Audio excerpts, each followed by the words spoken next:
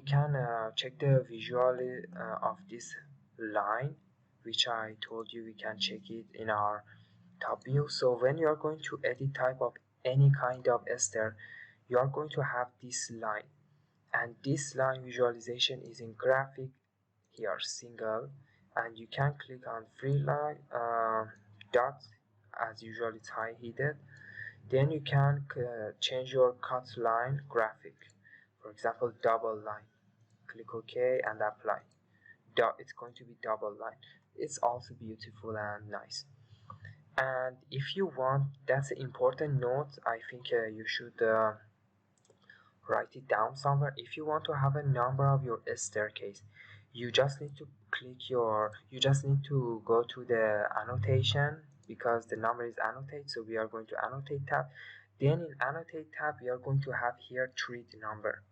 By choosing treat number, you are going to have your stair by number, but first you need to choose one space. Where would you like to create your number? For example here, or mid center, or above, like here we can create it here.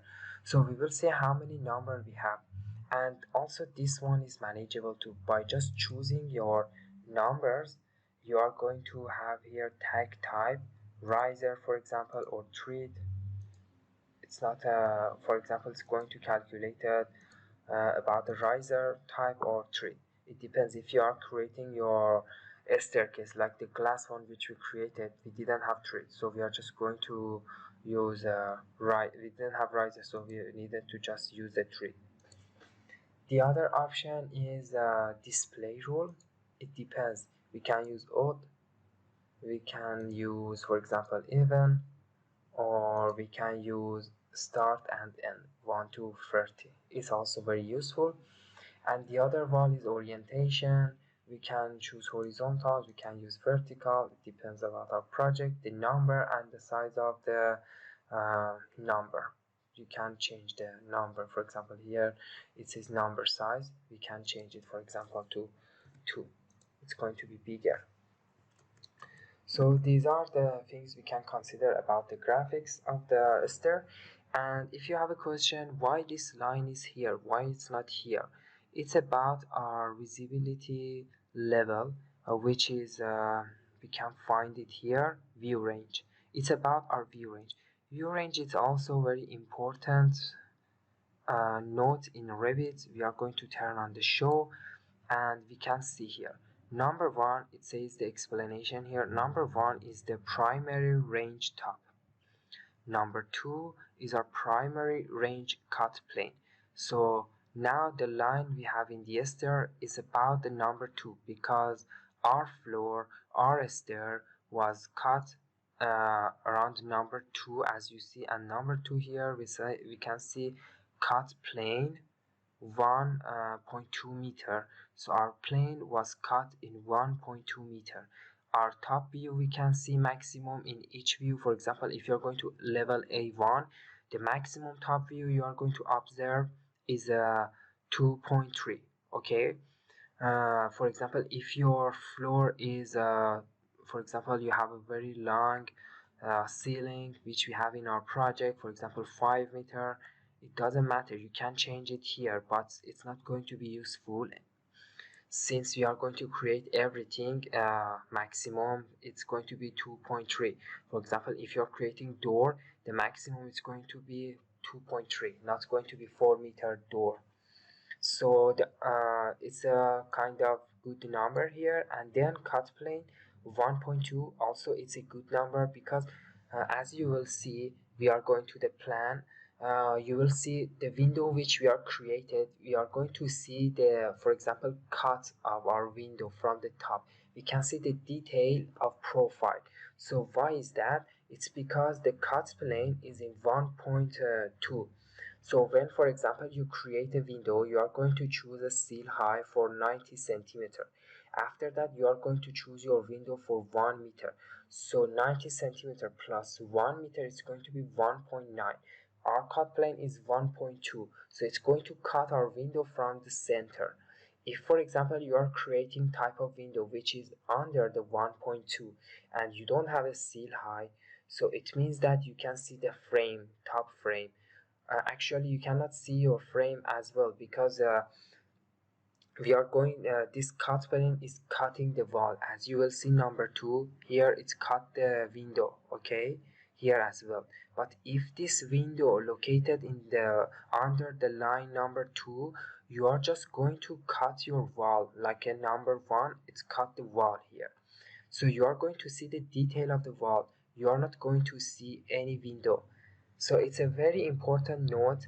Maybe by any mistake or you forgot and you change the cut plane amount, a value, and you are going to miss your window. For example, you are creating your window in your floor, but Revit for sure is going to give you the warning, and it says it's not visible, it's not visible in your plane, and you expect that to see your window. It's everything right. Why I can't see my window? It's because even your window is in a wrong position under the cut plane, or even you change the cut plane and your cut plane is above. So you need to change your cut plane to the original one or a standard one, 1.2. The bottom is 0. For example, as you will see here, a primary range bottom number 3. Primary range bottom, it's usually in the 0 0. For example, if we go to the level A3 or A1, as we have our floor plan, our cut plane for bottom is 0 0 from that level. So we cannot see from level A1, we cannot see our structural floor, because our structural floor located 20 centimeter under the 0 0 of our level A1. So because of that, when we are going to A1, we just see the architecture floor, the brown color. We are not going to see the concrete color, the white one. Why? Because we are having our bottom cut plane as here, just on 0 from this level. So it's about the bottom. Here we can also see. You can also change it, it's always manageable, but we are not usually change this number if we don't need to. The number 4 is view depth level. As you will see here, number 4 in the picture, you will find the view depth level, which is not, it seems in the picture, view depth level. So the number 5 is primary range. As you will see here, number 5 is a primary range. How tall it's like how tall is the maximum. We are not going to have the setting of those number here. We just have view depth, and view depth, it means like which level we are right now. We are in level A1. Here it says associated level A1. So these settings associated to level 1 are depth view. So we found the number 4 too. Number 5, as I mentioned, it's about the maximum, like the amount we have. As you see this blue arrow, from 0 0 to the highest point, which is, for example, it's going to be the top 2.3, or even it's your highest. But level 5 primary range, the view 5 primary range, the blue arrow is between the number of 0 0 to 2.3. It's not going to be between 0 0 and your maximum number, which for us is 5 meter. It's going to be maximum 2.3. The other one is going to be view depth number 6. So we cannot see also view depth here, because view depth, it says here, as I said, associated level view depth, and view depth level, it's also the same. So we don't have those two number here. The other one is view range. We can find the view range here, the green one, and we can see like between for example level 1 and whatever is down. So it's going to be our view range. So far this cut plane, it's about this cataster, it's about our cut plane, which we can find it in our view range. And where can we find view range? Without clicking on anything, wherever you can find your section box here, you can here section boxes here, you can find your view range as well here, and you can see the view ranges here in extent. So this cut situation is about that, and we also work on number. So we are continue by a different type of diester we are supposed to draft. So we are going to the architecture tab again, and we are going to choose our ester,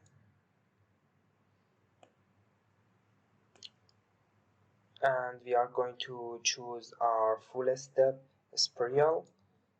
So here we are not going to have so many settings, and it's a very easy uh, circulation.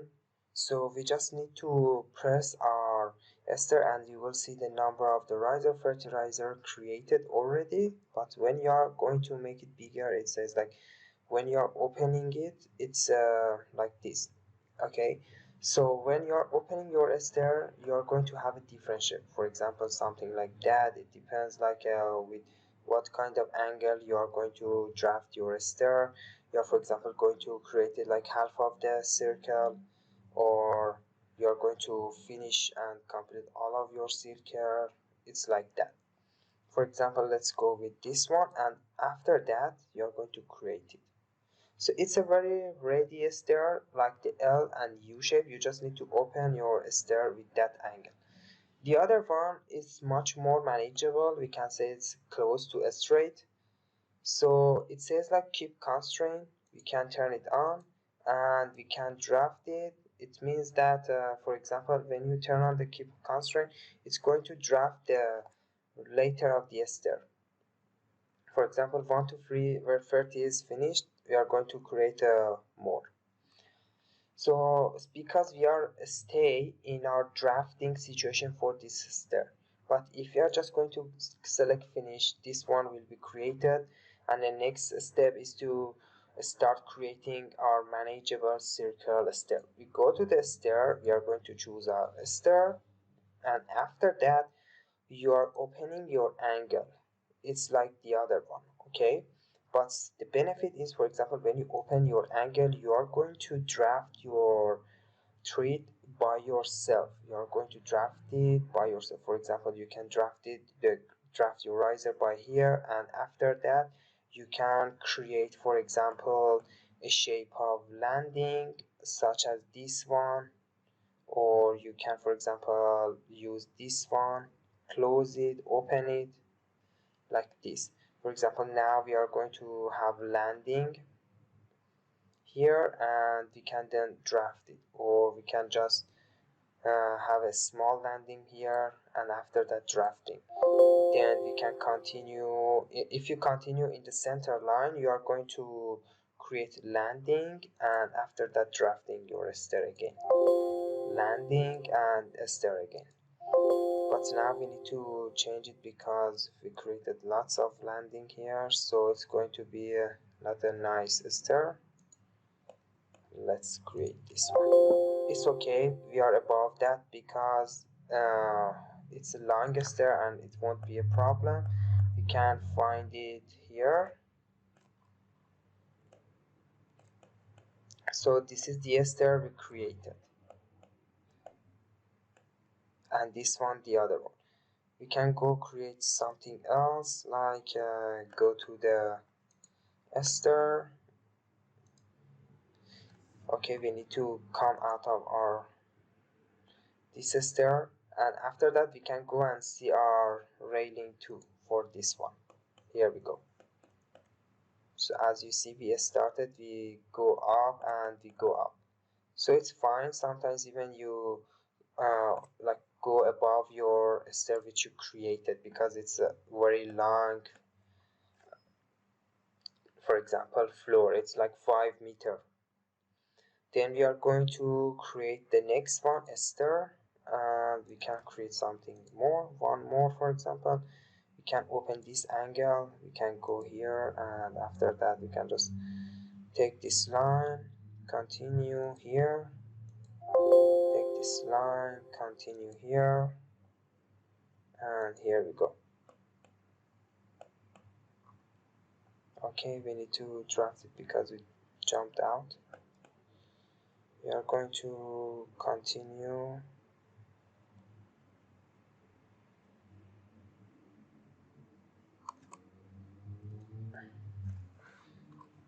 Okay, we need to use the Ctrl Z. We need to choose our ester and take it. For example, it's difficult to manage it because it's not a straight stair, so you need to consider that too. Or we can just use the arrow and draft our stair. And the next step is to create one type of stair which we are going to have, and we are going to, instead of using the automatic landing, we are going to create our own landing. And this type of stair usually used in the school, in the, for example, common places.